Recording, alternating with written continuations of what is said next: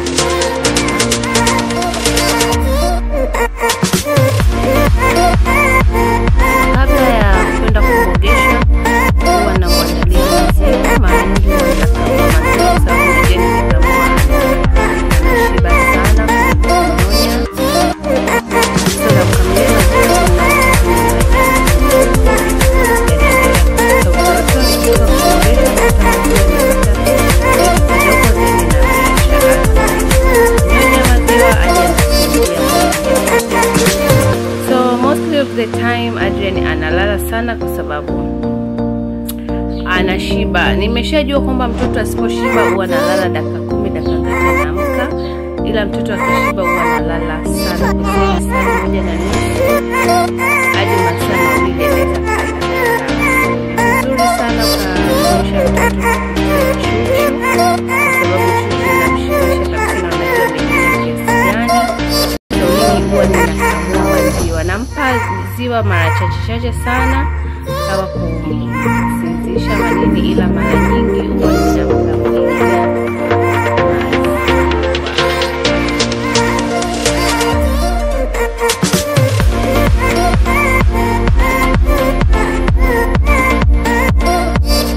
So Adrian alipokuwa anasinzia nilikuwa na baada ya hapo nitaenda